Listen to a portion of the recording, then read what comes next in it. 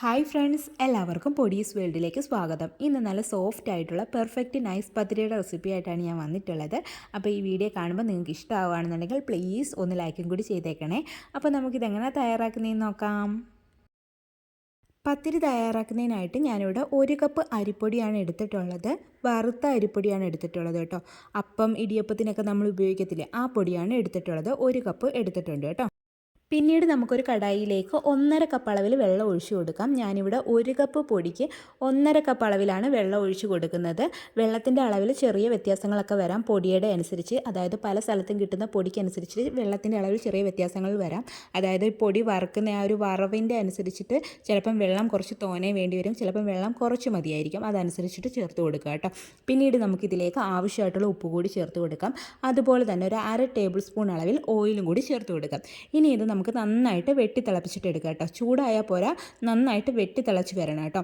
വെട്ടി തിളയ്ക്കുമ്പോൾ ഒരുപാട് നേരം നമ്മളങ്ങനെ വെക്കരുത് ഗ്യാസിൽ. അപ്പോൾ ഈ വെള്ളത്തിൻ്റെ അളവ് കുറഞ്ഞു പോകും. വെട്ടി തിളച്ച് വരുമ്പോൾ തന്നെ നമുക്ക് പൊടി ചേർത്ത് കൊടുക്കണം കേട്ടോ. അപ്പോൾ ഇതാ വെള്ളമൊക്കെ നന്നായിട്ട് തിളച്ച് വന്നിട്ടുണ്ട്. ഈ സമയത്ത് ഫ്ലെയിം കുറച്ച് വെച്ചതിന് ശേഷം ഈ പൊടി ചേർത്ത് കൊടുക്കുക കേട്ടോ. പൊടി ചേർത്ത് കൊടുക്കുന്നതോടൊപ്പം തന്നെ ഒരു തവി ഉപയോഗിച്ചിട്ട് അതൊന്ന് മിക്സ് ചെയ്തിട്ടും കൂടി കൊടുക്കുക. ഈ ഒരു വെള്ളം നനവ് പൊടിയുടെ എല്ലാ ഭാഗത്തും എത്തത്തക്ക രീതിയിൽ നന്നായിട്ട് വാട്ടി കുഴച്ചിട്ട് എടുക്കുക കേട്ടോ. നന്നായിട്ട് മിക്സ് ചെയ്തതിന് ശേഷം മാത്രം നമുക്ക് ഫ്ലെയിം ഓഫ് ചെയ്ത് കൊടുത്താൽ മതിയാകും കേട്ടോ. അപ്പോൾ അത് ഞാൻ നന്നായിട്ട് മിക്സ് ചെയ്തെടുത്തിട്ടുണ്ട്. ഫ്ലെയിമൊക്കെ ഓഫ് ചെയ്തിട്ടുണ്ട്. ഇനി നമുക്കിതൊന്ന് ഒരു 2-3 മിനിറ്റ് നേരത്തേക്ക് ഒന്ന് അടച്ചിട്ട് കൂടി വെക്കാം കേട്ടോ. അതിനുശേഷം നമുക്ക് ഈ ഒരു മാവ് ഒരു പരന്ന പാത്രത്തിലേക്ക് അങ്ങ് മാറ്റാം. അല്ലാന്നുണ്ടെങ്കിൽ കൗണ്ടർ ടോപ്പിലേക്കായാലും മതിയാകും കേട്ടോ. പിന്നീട് നമുക്ക് ഒരു പാത്രത്തിൽ കുറച്ചധികം വെള്ളം ഒന്ന് എടുത്ത് വെക്കുക കേട്ടോ. സാധാരണ വെള്ളം, തണുത്ത വെള്ളം ഒന്ന് എടുത്ത് വെക്കുക കേട്ടോ. കാരണം ഇനി നമ്മളിത് കുഴയ്ക്കാൻ പോവുകയാണ്. അപ്പോൾ നമ്മുടെ കൈ നന്നായിട്ട് ചൂടെടുക്കാം. ആ ചൂടൊന്ന് മാറാൻ വേണ്ടിയിട്ടാണ് കുറച്ച് വെള്ളം എടുത്ത് വെക്കാൻ പറയുന്നത്. എന്നിട്ട് ഇത് നമുക്ക് ഈ ചൂടോടുകൂടി തന്നെ നന്നായിട്ട് കുഴച്ചിട്ടെടുക്കണം കേട്ടോ. ചൂടോടുകൂടി കുഴച്ചാലേ നമുക്ക് ആ ഒരു സോഫ്റ്റായിട്ട് നമുക്ക് കിട്ടത്തുള്ളൂ, മാവ് കിട്ടത്തുള്ളൂ. ആ ഒരു പത്തിരി നല്ല സോഫ്റ്റായിട്ടും കിട്ടാൻ ഈ ചൂടോടുകൂടി തന്നെ കുഴയ്ക്കണം കേട്ടോ. അപ്പം കയ്യിൽ ചൂട് വരുമ്പം ചെറുതായിട്ട് നമ്മൾ ആ വെള്ളത്തിലൊന്ന് കൈ മുക്കുക. കൈ മുക്കിയിട്ട് ആ ഒരു വെള്ളത്തോടു കൂടി തന്നെ അങ്ങ് കുഴയ്ക്കാൻ നിൽക്കരുത്. അങ്ങനെ കുഴച്ച് കഴിഞ്ഞാൽ നമ്മുടെ ആ ഒരു മാവിനകത്ത് കൂടുതൽ വെള്ളം വരും കേട്ടോ. കൂടുതൽ വെള്ളം വരുമ്പോഴത്തേക്ക് പിന്നെ നമുക്കത് കുഴച്ചെടുക്കാൻ ബുദ്ധിമുട്ടായിരിക്കും. അതുകൊണ്ട് കൈ ഒന്ന് മുക്കിയതിന് ശേഷം കൈ കുടഞ്ഞ് ആ വെള്ളമൊക്കെ കളഞ്ഞതിന് ശേഷം നന്നായിട്ട് അങ്ങ് കുഴച്ചിട്ടെടുത്താൽ മതി കേട്ടോ. കൈ വെച്ചിട്ട് കുഴയ്ക്കാൻ ബുദ്ധിമുട്ടുള്ളവരാണെന്നുണ്ടെങ്കിൽ ആദ്യം ഒരു ഗ്ലാസ്സോ എന്തെങ്കിലും എടുത്ത് വെച്ചിട്ട് നന്നായിട്ട് പ്രസ് ചെയ്ത് കുഴയ്ക്കുക. ചൂട് ഒരു ഇതൊന്ന് മാറി വരുമ്പോൾ കൈ വെച്ചിട്ട് നല്ലതുപോലെ കുഴയ്ക്കുക കേട്ടോ. കുറഞ്ഞതൊരു 6-7 മിനിറ്റെങ്കിലും കുഴച്ചെടുക്കുന്ന ഏറ്റവും നല്ലതായിരിക്കും കേട്ടോ. എന്നാലേ നമ്മുടെ പത്തിരി നല്ല സോഫ്റ്റായിട്ടും പെർഫെക്റ്റായിട്ടും കിട്ടത്തുള്ളൂ. അതുപോലെ കുഴച്ചിട്ടെടുക്കുക കേട്ടോ. അപ്പോൾ ഇതാ മാവ് ഞാൻ റെഡിയാക്കി എടുത്തിട്ടുണ്ട്. നല്ല സോഫ്റ്റായിട്ട് കിട്ടിയിട്ടുണ്ട്. ഇനി ഞാൻ ഈ കാണിക്കുന്ന കണക്കൊന്ന് ആക്കിയിട്ട് നമുക്ക് ഇതിൽ നിന്ന് ഉരുളകളാക്കി എടുക്കാം കേട്ടോ. ഇപ്പോൾ ഇങ്ങനെ ഉരുളകളാക്കി എടുക്കുന്നതായിരിക്കും കുറച്ചുകൂടി നല്ലത്. അല്ലാന്നുണ്ടെങ്കിൽ നിങ്ങൾ ഓരോ പത്തിരി ഉണ്ടാക്കുമ്പോൾ ഓരോ ഉരുളകളാക്കി എടുത്താലും മതിയാവും കേട്ടോ. ഞാനിവിടെ അങ്ങനെയല്ല ചെയ്യുന്നത്, മൊത്തം ഉരുളകളാക്കി വെച്ചിട്ടാണ് പരത്താൻ നിൽക്കുന്നത് കേട്ടോ. റെഡിയാക്കി എടുക്കുന്ന ഈ ഉരുളകളെല്ലാം അടച്ചും കൂടി ഒന്ന് വെച്ചേക്കണേ. അല്ലാന്നുണ്ടെങ്കിൽ അത് ഡ്രൈ ആയി പോകും പെട്ടെന്ന്. അതുകൊണ്ട് അടച്ചു വെച്ചേക്കുക കേട്ടോ.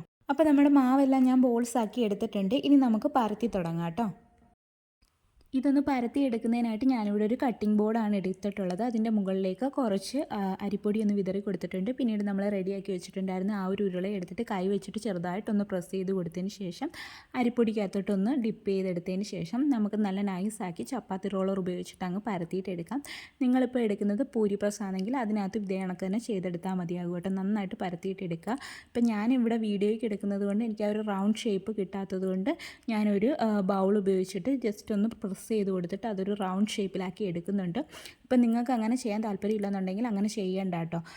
ഈ ബാക്കി വരുന്ന മാവ് ഒരിക്കലും കളയേണ്ട ആവശ്യമില്ല. അത് പിന്നെയും നമുക്ക് കുഴച്ചിട്ട് വീണ്ടും ഇതേ കണക്ക് തന്നെ പത്തിരി റെഡിയാക്കി എടുക്കാവുന്നതാണ് കേട്ടോ. നല്ല നൈസാക്കി പരത്തിയിട്ട് എടുക്കുക കേട്ടോ.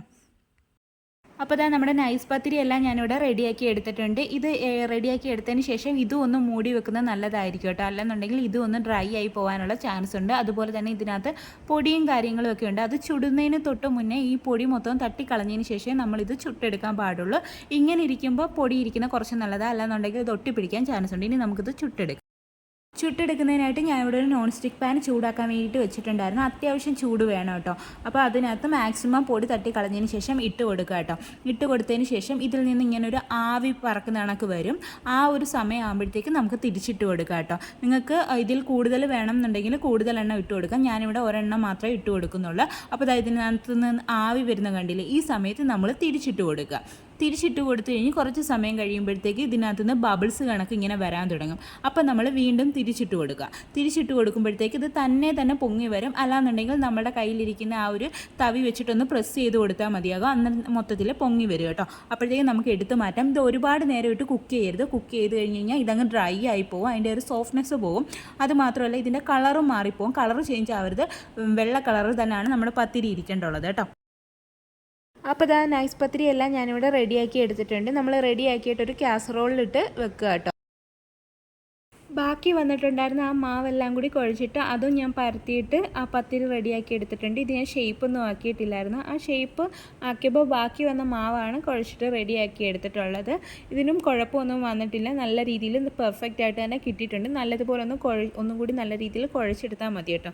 അഥവാ നിങ്ങൾ ഷേപ്പ് ആക്കുകയാണെന്നുണ്ടെങ്കിൽ ബാക്കി വരുന്ന മാവ് ഇതേ കണക്ക് റെഡിയാക്കി എടുക്കുക കേട്ടോ. ഇനി പത്തിരി തയ്യാറാക്കുമ്പോൾ ഈ കാര്യങ്ങളൊക്കെ ശ്രദ്ധിച്ചാൽ തന്നെ നല്ല പെർഫെക്റ്റ് ആയിട്ടുള്ള പത്തിരി കിട്ടും.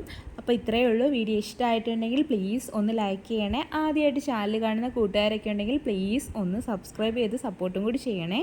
വീണ്ടും നല്ലൊരു വീഡിയോ ആയിട്ട് വരാം. Thanks for watching.